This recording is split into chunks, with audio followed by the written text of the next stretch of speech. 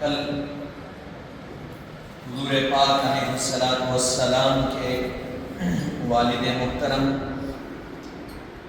اور آپ کے نسب مبارک کی طہارت اور حضرت ابراہیم علیہ السلام کی ذریت کے بارے میں سنا۔ سرسری طور پہ آپ کے سامنے رکھوں۔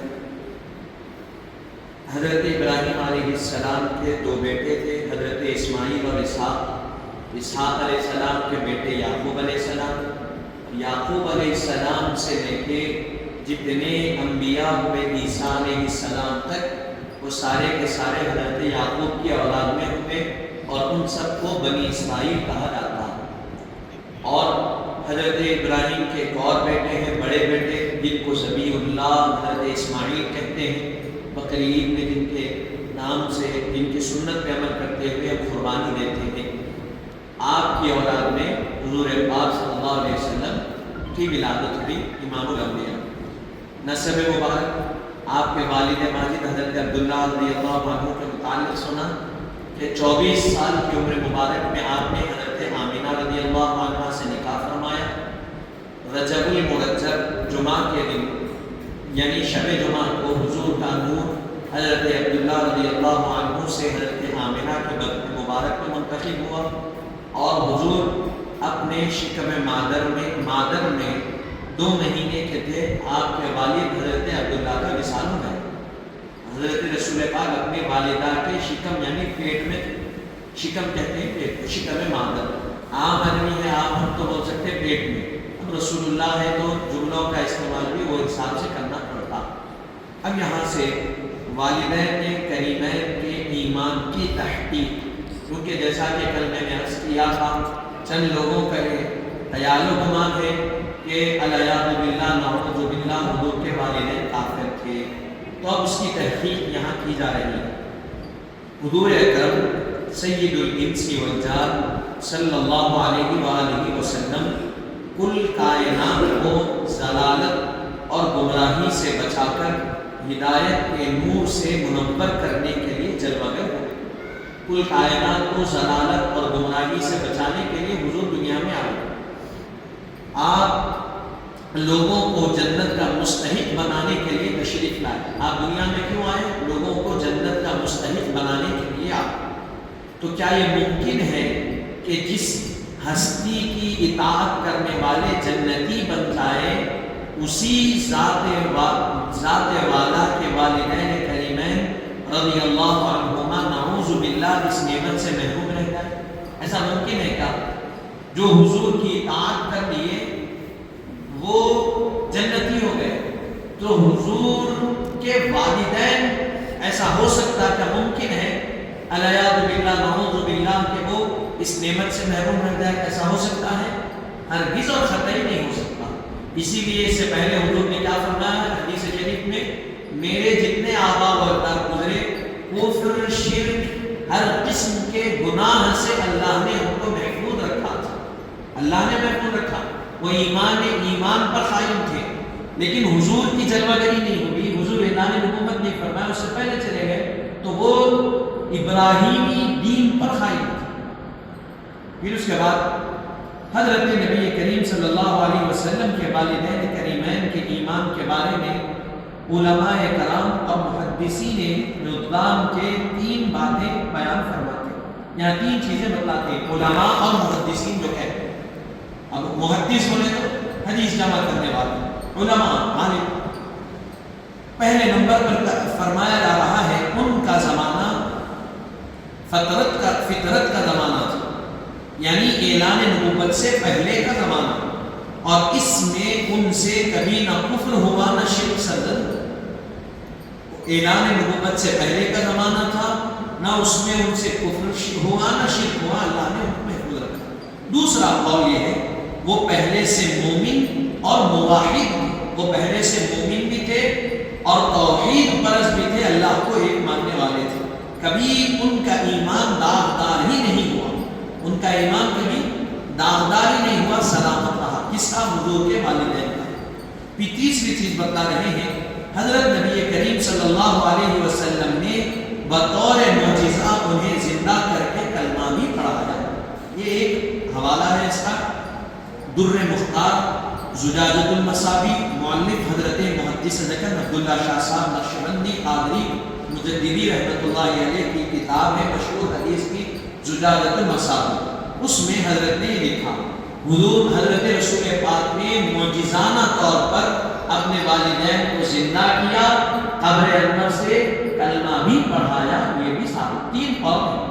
پھر اس کے بعد آپ کے والدین کریمین اپنے جد امجد حضرت ابراہیم علیہ السلام کے دین اور مذہب پر تھے۔ حضرت رسول پاک کے والدین حضرت ابراہیم علیہ السلام کے دین پر قائم تھے، اسی لیے حضرت نبی کریم صلی اللہ علیہ وسلم کے تمام آباء و اجداد ابتدا سے انتہا تک ہر قسم کے ظاہری و باطنی نجاست اور آلودگی سے منزہ اور پاک، اسی لیے حضور کے سارے آباء و اجداد ظاہری اور باطنی تمام قسم کی نجاست سے، آلودگی سے منزہ اور پاک۔ کفر اور شرک بھی ایک قسم کی نجاست، کفر اور شرک بھی کیا ہے؟ قسم کی نجاست، اس سے بھی وہ بات ہے جس سے آپ کے والدین کریمین رضی اللہ عنہما کے دور رہنے پر کئی ایک دلائل موجود ہیں، یعنی ان سے آپ کے والدین کریمین دور رہے اس کے کئی دلائل موجود ہیں۔ حق سبحانہ و تعالیٰ یعنی اللہ تعالیٰ ارشاد فرماتا ہے الذی یراک حین تقوم وتقلبک فی الساجدین، سورۃ الشعراء کی آیت مبارکہ۔ اے حبیب صلی اللہ علیہ وسلم، جب آپ کھڑے ہوتے ہیں وہ اللہ تعالیٰ آپ کو دیکھتا رہتا ہے، وہ نیز نمازیوں کے ساتھ آپ کی نشست و برخاست کو بھی دیکھتا۔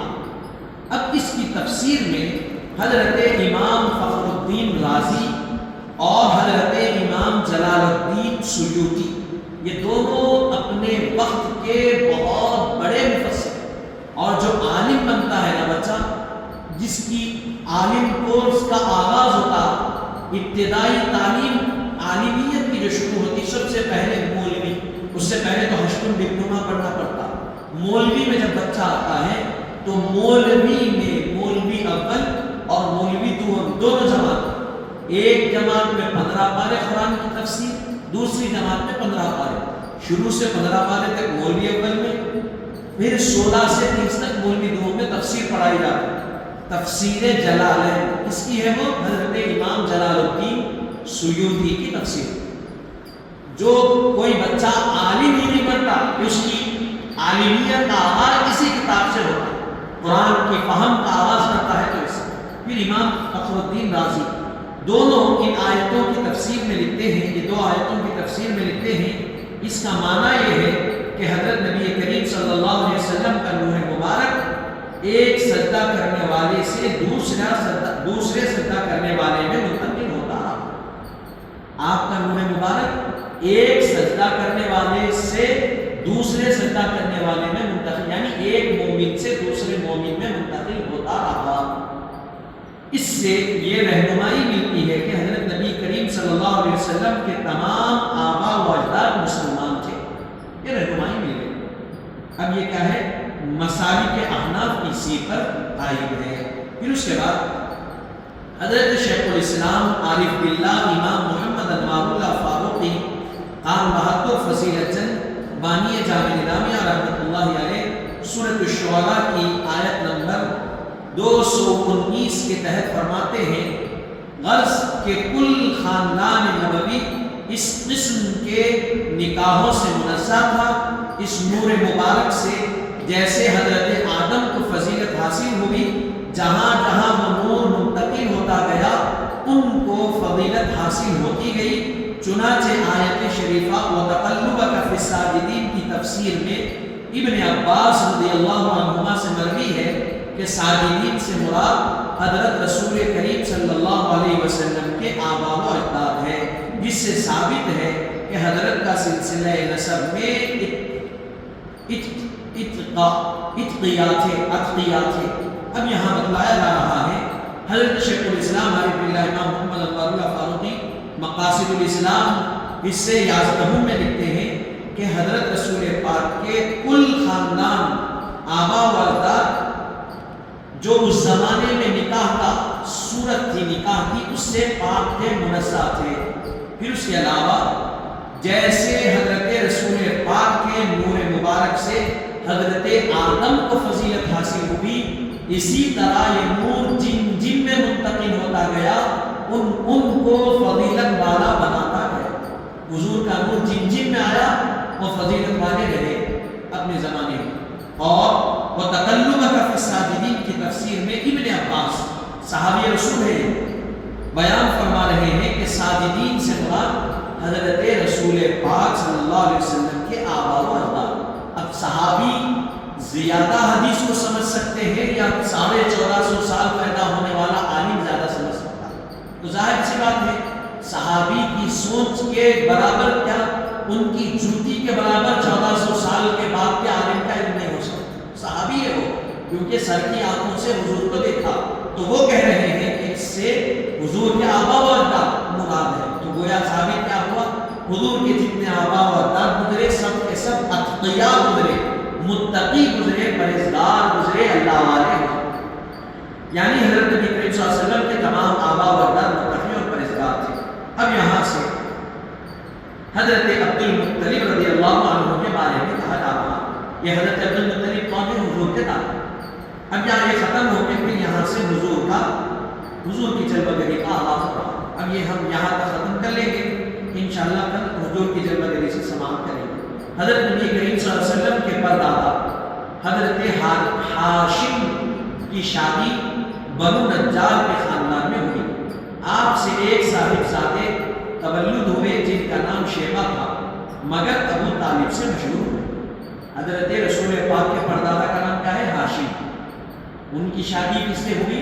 بنو نجار ایک قبیلہ تھا، اس کی ایک خاتون سے آپ کا نکاح ہوا، اور آپ سے یعنی حضرت ہاشم اور بنو نجار کی خاتون سے ایک صاحبزادے تولد ہوئے جن کا نام تھا شیبہ، لیکن عبد المطلب کے نام سے آپ مشہور ہو گئے۔ آپ کا حقیقی نام کیا ہے؟ شیبہ، لیکن مشہور کیا ہو گیا؟ عبد المطلب۔ آپ بڑے ذی وقار تھے اور خانہ کعبہ کے انتظامات آپ کے ذمے تھے۔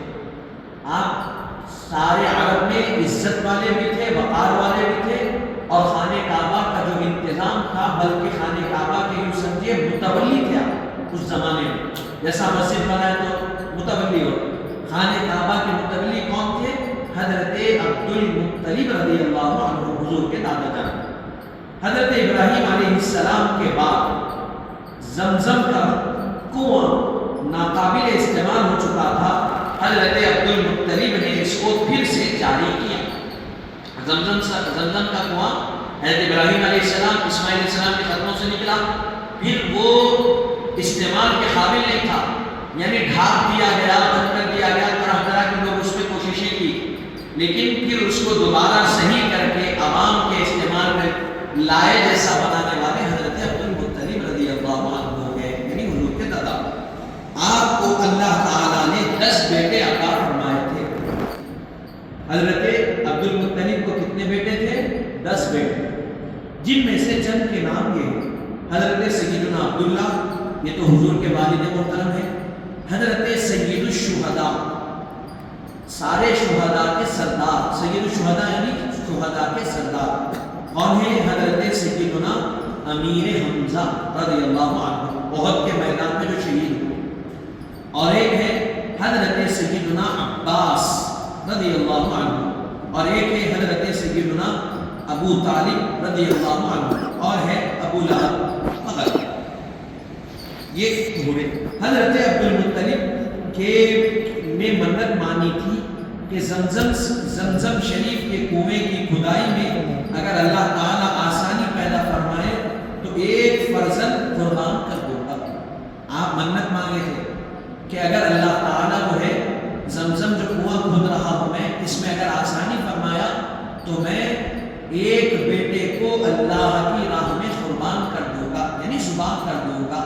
قربان کرنے کا مراد کیا ہے؟ اللہ کی راہ میں ذبح کرنا، کاٹنا، پیش کرنا۔ ایک اور روایت میں ہے کہ آپ نے یہ منت مانی تھی کہ ان کو اللہ تعالیٰ 10 لڑکے عطا کرے تو ایک کو قربان کر دیں گے۔ دو روایت میں اختلاف، تمام کے مطابق، تمنا کے مطابق اللہ تعالیٰ نے آپ کو 10 لڑکے عطا کیے۔ آپ کے گھر کیا ہوئے؟ 10 بچے پیدا ہوئے۔ تو قربانی کے لیے قرا ڈالا گیا، قرا ڈالا گیا۔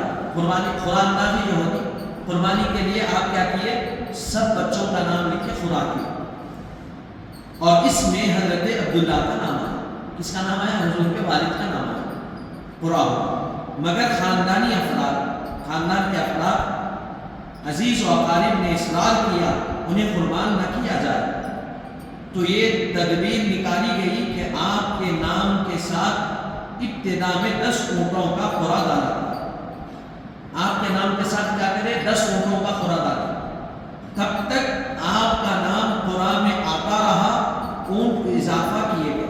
اب یہ نکالے کہ قرا ڈال کے حضرت عبداللہ کا نام آیا، لوگ اس طرح کیے کہ بچہ چاہیے تھے حضرت عبدالمطلب کے بھی خاندان والے ساتھ کہ کیا ان کو قربان مت کریے، کہ کام یہ کرتے ہیں کہ عبداللہ رضی اللہ عنہ کے نام کے ساتھ 10 اونٹ لکھیں گے، ایک حضرت عبداللہ کا نام، تو جس ان کا نام آئے گا اگر اونٹ آ گیا تو اونٹوں کو قربان کر دیں گے، حضرت عبداللہ کا نام آئے، تو ایک بار 2 بار ایسا کرتے کرتے 100 اونٹ کا خدا نکلا، 100 اونٹ ہو گئے، 90 اونٹ ہو گئے، حضرت عبداللہ کا نام آیا، 100 اونٹ جب ہوئے، جب اونٹ نکلے تو 100 اونٹ اسی طرح آپ کو ذبح ہونے سے محفوظ کر لیا گیا، یعنی 100 اونٹ ہو گئے، تو حضرت عبدالمطلب نے 100 اونٹ آپ کے نام سے قربان کی۔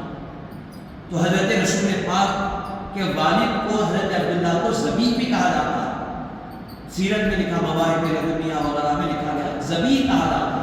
اور آپ کے شجرے میں، آپ کے خاندان میں، آبا میں 2 ذبیح گزرے، ایک خود والد ذبیح اور دوسرے دادا حضرت اسماعیل ذبیح ہوئے، 2 ذبیح کی اولاد میں گزرے تھا۔ پھر اس کے بعد کہا گیا، اسی لیے ہم یہاں لکھ رہے ہیں حضرت نبی کریم صلی اللہ علیہ وسلم فرماتے ہیں کہ میں 2 ذبیحوں کا صاحب زادہ ہوں، خود حضور فرمائے کہ میں 2 ذبیحوں کا صاحب زادہ ہوں، ایک میرے جد امجد حضرت اسماعیل اور دوسرے میرے والد حضرت عبداللہ۔ اب اس کا حوالہ یہ بتلا رہے ہیں کہ سبل الہدیٰ۔ پھر اس کے بعد حضرت آمنہ رضی اللہ عنہ کا وصال مبارک 2 سال بعد ہوا۔ پھر حضرت عبدالمطلب کا وصال ہوا جب رسول اللہ صلی اللہ علیہ وسلم کی عمر شریف 8 سال کی تھی۔ سیرت نبویہ اور سبل الہدیٰ میں کہا ہے حضرت آمنہ کا وصال ہوا، حضور کی عمر مبارک تھی 2 سال، یعنی والدہ۔ پھر حضرت دادا جان نے اپنی آنکھ کی پرورش فرمائی، دادا جان کا وصال ہوا، حضور کی عمر مبارک تھی 8 سال۔ تو یہ یہاں تک بتلایا گیا۔